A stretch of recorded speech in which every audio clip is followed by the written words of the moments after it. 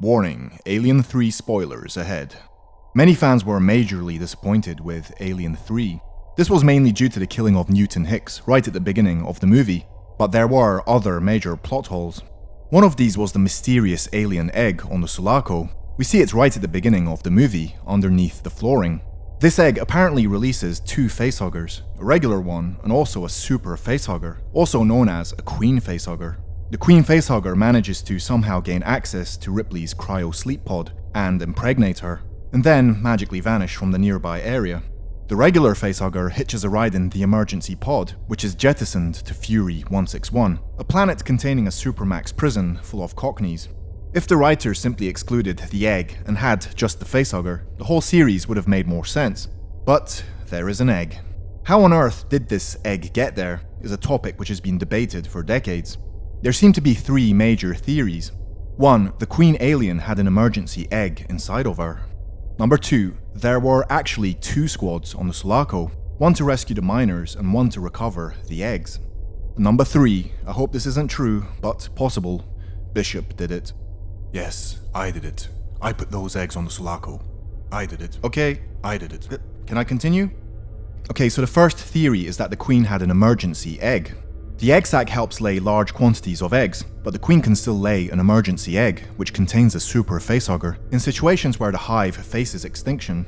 I guess the end of Aliens was that perfect situation. The scene where the queen alien is attempting to grab Newt underneath the flooring could be the part where the queen hides this emergency egg.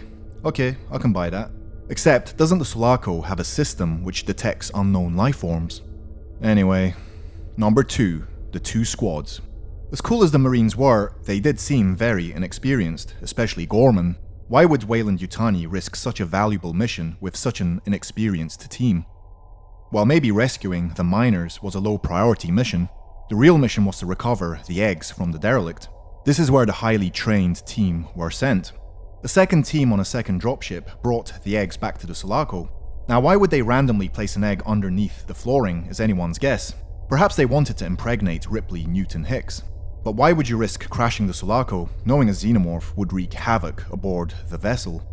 Maybe the egg team were in a second separate partition aboard the Sulaco, unknown to Ripley, Newt and Hicks, but something went wrong. The facehuggers wiped out the second team and then proceeded to Ripley's section. I believe this second team story is hinted at in the game Alien Colonial Marines. Okay, number 3, Bishop did it. Yes, I did it. I put those eggs on the Sulaco. I did it. I did it. Okay, Bishop. I did Right, it. can I continue? A possible explanation is the Bishop explanation. Bishop has to take orders from the company. Burke was the company man. Bishop's an android and can't really think for himself. So Burke may have ordered Bishop to plant an egg on board, even if Bishop didn't want to. But this theory also has its problems. There are only a couple of limited timeframes Bishop had to retrieve an egg and plant it on the ship. And where exactly did he find this egg? The Marines didn't even know where the eggs were. The only other chance was when he was waiting for Ripley to find Newt, as he was flying the dropship. At this point, it's possible he was able to find an egg. But the problem here is, there isn't enough time for him to fly to the Sulaco, plant the egg, and return to save Ripley and Newt. It'd make more sense if he just took one of the facehuggers the colonists had locked away, and brought that to the Sulaco. But clearly, that's not what happened, since there is an egg present. Another issue, although maybe one easier to answer, is how Bishop could retrieve an egg without causing it to hatch. And honestly, why leave the egg out in the open, where it could be discovered by Ripley, Newt and Hicks? Why risk disrupting the crew's stasis on the way back to Earth, when he could have frozen the egg somewhere, and once they arrive back on Earth, the company can deal with it?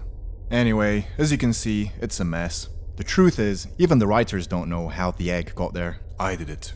I put those eggs on the Sulaco. Really? People trusted you, man. Ripley thought you were pretty cool. Well, I guess it's not your fault. You're just an android. No, I did it. I wanted to.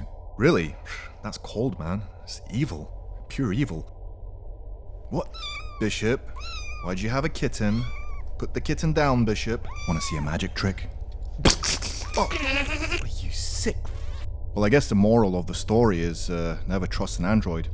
So there you have it. Who put the eggs on the Sulaco? What's your theory? Please let me know in the comments below. Check out the new t-shirt, I put the egg on the Sulaco. I admit it was me. Go to viralkiller.1, yes, not .com, .1. And don't forget to subscribe and like the video. Make sure you click the bell icon to turn on notifications. Also, please check out my other videos. I'll see you later.